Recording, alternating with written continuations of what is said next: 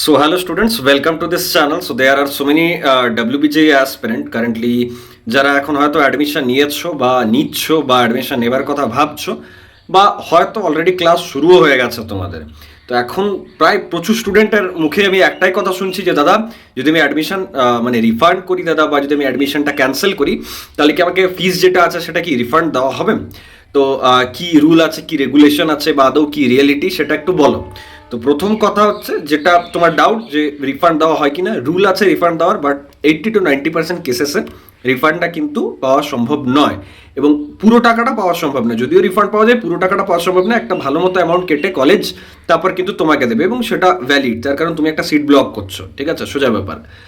আর দ্বিতীয় কথা হচ্ছে যে কেন, কারণটা কি, মানে কেন সিটটা ক্যান্সেল করাচ্ছ? অনেকের ভ্যালিড রিজন থাকতে পারে যে দাদা আমি অ্যাডমিশন তো নিয়ে নিয়েছি বাট মনে হচ্ছে চালাতে পারবো না। অনেক গার্জেনের মনে হচ্ছে যে না, আমি চালানো তো সম্ভব নয় যদি টাকা পয়সা না পাই স্কলারশিপে, যদি লোন না স্যাংশন হয়। আর অনেক স্টুডেন্টের মাইন্ডসেট এরকম যে এই কলেজটা খারাপ, তাই আমি হোয়াটসঅ্যাপ গ্রুপে 10 জন আমাকে বলেছে তো আমি তাই ক্যান্সেল করাচ্ছি। এবার যারা ধরো নিজেদের সামর্থ্য সেরকম নেই বা প্রবলেম আছে ফাইন্যান্সিয়াল, সেই ব্যাপারটা সম্পূর্ণ আলাদা, সেখানে ডিসকাশনের কোনো জায়গা হয় না।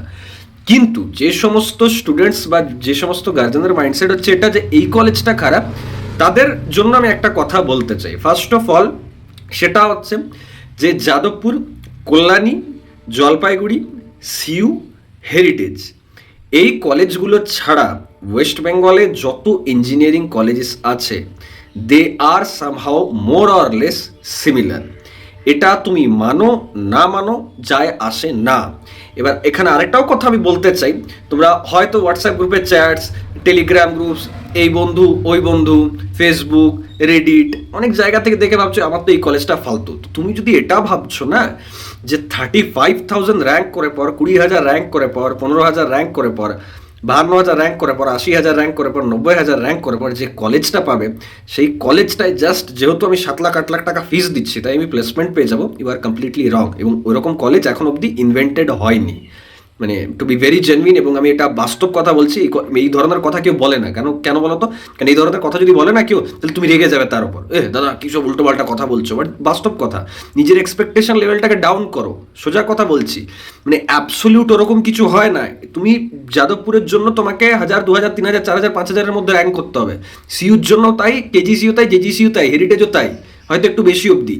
এর বাইরে যত কলেজ আছে তাদের যে মোরারলেস সিচুয়েশন সেটা কিন্তু অলমোস্ট সেম। তো তুমি একটা মিডিওকর বা একটা লো কলেজে অ্যাডমিশন যখন নিচ্ছ, তোমার এক্সপেকটেশন লেভেল এটা থাকা কথা নয় যে 100% প্লেসমেন্ট হবে। তুমি যেটা শুনছো না কোনো সিনিয়রের থেকে যে এই কলেজটা তো ভালো প্লেসমেন্ট হয় না, এই কলেজটা তো পড়ে পর কেউ চাকরি পায় না, এই কলেজটা তো ফালতু, ব্যাপারটা সেটা নয়। ব্যাপারটা হচ্ছে এই কলেজ থেকে পড়ে পর সবাই চাকরি পায় না। 120 জন যদি পাস আউট হচ্ছে তাহলে 120 জনের মধ্যে হয়তো 30 জন 40 জন প্লেসমেন্ট পাচ্ছে। তো তুমি একটা ছেড়ে পর, মানে ওটা ছেড়ে দিচ্ছ, ওটা অ্যাডমিশনটা ক্যান্সেল করছো, নেক্সট কোথায় যাবে? কোথায় যাবে তাহলে? মানে কোথায়? হেরিটেজে যাবে, নেক্সট কি যাদবপুরে যাবে, নেক্সট তাহলে কল্যাণী যাবে, নেক্সট জলপাইগুড়ি যাবে। এই চক্করে প্রচুর স্টুডেন্টের 3 বছর 4 বছর 5 বছর 6 বছর 10 বছর হয়তো ইয়ার ড্রপ হয়ে যাচ্ছে। বাট এই মাইন্ডসেটটা তোমাকে সরাতে হবে মাথা থেকে। তুমি যদি ওই রকমই মানে লাইক লজ্জাপতি গাছের মতো তোমাকে হোয়াটসঅ্যাপ গ্রুপে কেউ একটু কিছু বলে দিল যে এই কলেজটা তো ফালতু, এই কলেজটা থেকে পড়ে কোনো লাভ নেই, এই বাবা ফালতু, তাহলে আমি নিলাম যে অ্যাডমিশন, 4 বছর তাহলে আমার বরবাদ হয়ে গেল, ঠিক আছে আমি ক্যান্সেল করে দিচ্ছি অ্যাডমিশন। নেক্সট কোথায় যাবে? কোনো আছে তোমার কাছে নেক্সট অপশন কিছু আছে যেখানে 100% প্লেসমেন্ট হয়? যদি হয় তো কমেন্ট করে জানাও। ব্যাপার হচ্ছে যে তুমি এরকম এক্সপেকটেশন লেভেল রাখতে পারো না।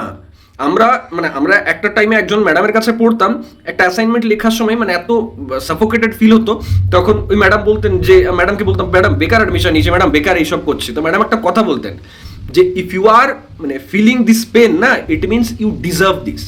এই কথাটা নিজের মাথায় রাখো, যেটা তুমি ডিজার্ভ করো সেটা তুমি পাচ্ছ বা সেটা তুমি পাবে। এবার ইটস আপ টু ইউ যে ওই পেনটাকে মানে ওভারকাম করে পর কিভাবে ওখানটাতে সাকসেস পাচ্ছ।